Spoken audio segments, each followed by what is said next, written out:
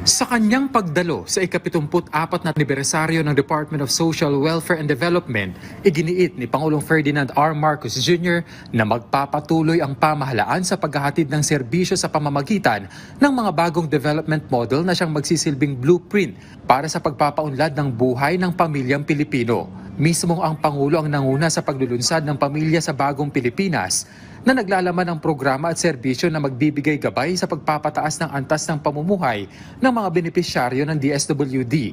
Layunin nito na ipakilala ang mga programa na hindi lamang tumutuon sa pinansyal na tulong, kundi pati na rin sa psychosocial interventions, care at residential facilities para sa iba't ibang sektor ng lipunan. This initiative aims to strengthen family development and welfare in every stage of life, recognizing that nurturing households are the cornerstone of a thriving nation.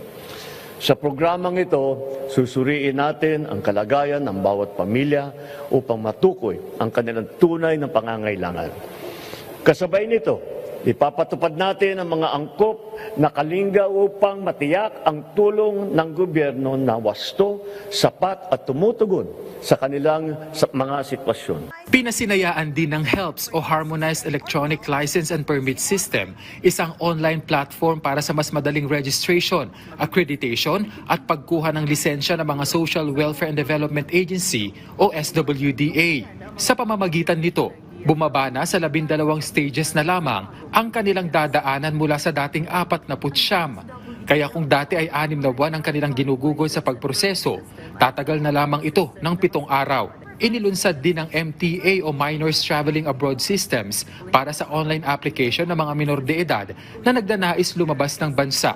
Tinitiyak nito ang kaligtasan at kapakanan ng mga batang Pilipinong bumabiyahe sa iba't ibang bansa. These endeavors reflect a government that listens and that responds, a government that evolves to meet the needs of its people.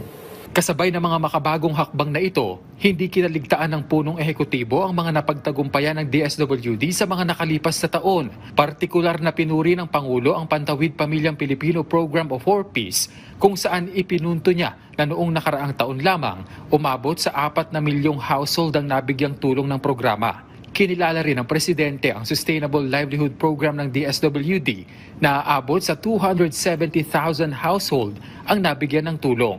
Ipinunto rin niya ang mabilis na pagtugon ng ahensya sa mga kalamidad sa pamamagitan ng maayos na paggamit ng Quick Response Fund nito.